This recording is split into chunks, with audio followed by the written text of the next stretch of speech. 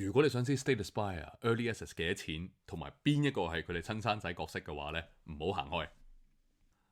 Hello， 大家好，我係 Ross， 歡迎嚟到再嚟一鋪 Run More Run。呢個係個廣東話 roguelike 嘅 channel， 咁啊當然呢，就最期待嘅就係當然係 Slay the Spire 殺酷尖塔2咧，咁啊將會喺3月5號或者香港時間3月6號推出啦。咁啊佢哋嘅 design 公司咧，即係 Mega Hit 咧，就 Crit 咧，咁就啱啱咧就早幾日咧就喺 Reddit 嗰度咧就搞咗個 Ask Me Anything。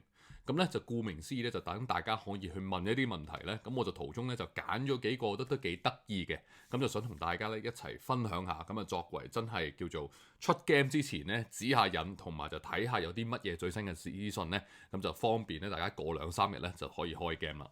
好啦，咁啊事不宜遲啦。首先咧就有人咧就問到我咯，話其實你有冇啲乜嘢咧係最想改進嘅部分啊？有啲乜嘢你覺得係唔好啊？有啲咩係想去 keep 咧咁樣？咁咧佢哋嘅即係嗱入邊咧就有佢嘅 designer 啦，佢嘅 co-founder 啦，就去唔同人去答呢啲嘢嘅。咁咧其中佢哋就問到咧就係話其實咧佢見到咧個 original game 咧。就係其實就有好多嘢咧，其實佢想做咧就已經係做唔晒。其實佢有好多嘅新嘅 information 啊，佢咧想加落去，但係佢咧其實你唔好忘記舊嗰隻咧，其實係已經係9年前出嘅作品啦。咁所以咧佢今次咧其實就換過晒個 engine 啊嗰樣嘢，咁所以咧。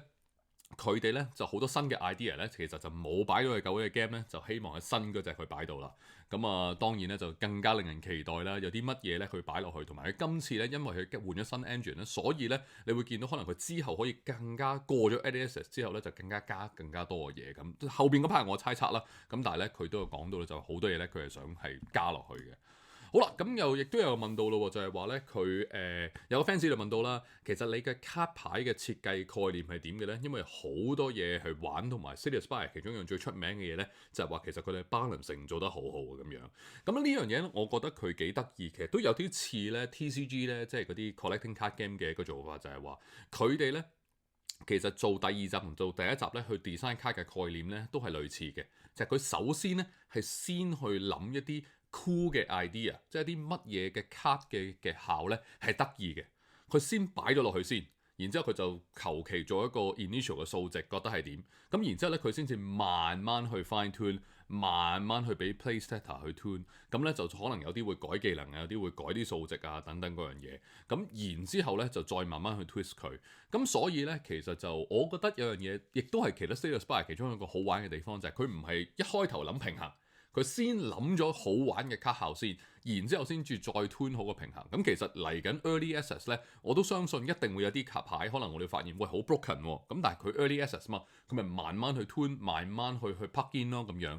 咁只要佢本身出嚟嘅有8-9成水準咧，我相信大家咧都會好收貨㗎啦。不過我覺得同上條片一樣咧，都有啲擔心，可能佢新嗰2個角色咧個 balancing 咧未必做得咁好嘅。咁啊，即管觀察下啦咁樣。好啦，第3題咧就好多人問到咯，亦都係其中今隻咧，即係 Slay the Spire 2一個非常之叫令人興奮嘅地方咧，就係喂咁個 co-op mode 係點樣㗎？咁樣咁咧佢咧就講咗好多嘅 information 咧，我都好值得去講嘅。咁首先佢話一樣咧係有呢一個嘅potion 啊、card 啊、relic 嘅 unlock， 呢個同第1集就好似啦。咁同埋咧 solo 同 co-op 咧有佢自己嘅 ascension。咁如果大家唔知咩 ascension 咧，就係當你爆咗機之後咧，你就可以一級一級咁樣去提升。上一集咧就 A20咧就係最後嗰個難度。咁所以咧啲人話爆機就係你爆晒4個角色嘅 A20咧，咁就係上一集嘅叫做爆機啦。如果唔計 achievement 嘅話，咁今集咧佢竟然話將呢個 solo 同 co-op 咧又會分開喎。咁如果我嘅估計，佢每一個角色係 solo 同埋 co-op 嘅 ascension 分開嘅話咧，咁咪每一個角色要爆就20次變40次，咁啊真係令到個 game 咁樣去提升。唔好忘記5個角色，然之後4個角色添，咁啊真係非常之勁啦咁樣。咁同埋佢又講到話咧，喺唔同嘅方法 unlock 啦，咁呢個就唔知係啲乜嘢啦，就要再睇啦。咁同埋咧，佢嘅reward 咧係 per player 嘅意思咧，就係話如果你嘅 reward 咧係跟翻你已經 unlock 咗啲乜嘢啦，咁另外咧如果 share 嘅咧就一齊可以 share，即係大家應該可以攞啲唔同嘅 relic 喺呢個度，咁啊詳細真係要非常之去講咧，嗰個叫做睇下佢嗰個 co-op 嘅 mode 咧係會做成點啦。好啦。但係超級期待，同埋咧有人都有問到追問嘅一題就係話，咁你嘅 balance 會係點樣處理呢？咁樣，咁佢就係話，in 最理想嘅情況呢，佢會兩邊都去顧嘅。咁但係如果唔得嘅話呢，佢就一定會 prioritize 咗單機先嘅。咁我覺得都合理嘅，因為單機始終都係可能大部分人玩嘅 mode。咁啊 co-op mode 佢好難係 balance 晒兩樣嘢嘅。咁希望佢哋做到啦咁樣。好啦，咁之後又有人問咯，Defect 最後登場，即係啱啱喺 Early Access，即係2個禮拜前嘅 trailer 咧，先至講出嚟。咁係咪你處心積慮㗎咁樣，定係真係嘅臨時加入㗎咁樣？咁咧佢哋嘅 co-founder 咧就係話咧，直情就係話 Defect 係我嘅親生仔，我係一定唔會 abandon 佢嘅。咁即係擺到明咧。呢單嘢咧係一個 plan 好嘅 marketing 策略嚟嘅，咁我都如果大家唔知道咧，就係話其實咧呢個 Slay the Spire 2咧喺佢公佈嘅時候咧，其實佢已經即係出咗好多嘅 information，但一路都淨係講緊咧 Ironclad 同埋呢個 Silent，咁另外咧Defect 咧就冇講過嘅，所以啲人話你係咪 cut 咗佢啊？因為其實你另外加咗2個角色、4個角色都合理啊，冇諗過原來佢係將 Defect 收到最尾，其實你有5個角色嘅，咁我覺得就大家就好開心啦，同埋大家係冇人掛住 Watcher 嘅，呢個都係一個好得意嘅一個 finding，唔知佢會唔會之後 expansion 加翻咁樣啦。好啦。咁跟住咧就係話佢問到咯，最期待嘅機制係啲乜嘢咧？咁樣咁其實佢話有好多嘅機制係會期待嘅。咁但係咧有一個咧佢特別期待咧，咁就係嗰個 Asians 嗰個機制。嗱，咁 Asian 嘅機制係乜嘢呢？如果大家有玩開第一集嘅時候咧，咪記得一開頭嘅時候咪有一隻嘢走嚟問你，然之後話你究竟係會換卡啊、加 XP 啊、upgrade 啊嗰啲嘢呢？嗰個就係 Asians 啦。咁但係佢今次呢，就係會係你每一關開始，我唔知淨係第一關咧定係唔同 act 呢，嗰個 Asian 呢都會係唔同，有時會 random 出唔同嘅。另外佢嘅 option 可能會再多啲，咁就令到你呢 start 嗰個game 呢嘅。唔論係卡啊、能力啊、路線咧，又會多一重喎，咁就令到個 factor 無啦啦又再扭個計喎，咁樣咁啊，真係我覺得就非常之期待啦。就而且佢仲可以加唔同嘅 Asian，可能而家開頭得2-3個，後尾加5-6個嘅話，咁啊仲得點？咁啊有好多嘢可以俾大家玩啦。好啦，咁啊，跟住咧就都幾得意嘅，就有人問到話：喂，咁你哋都拍住即係做咗隻咁勁嘅 roguelike game 出嚟啦，你有乜嘢嘅 roguelike game 你都有玩開㗎咁樣？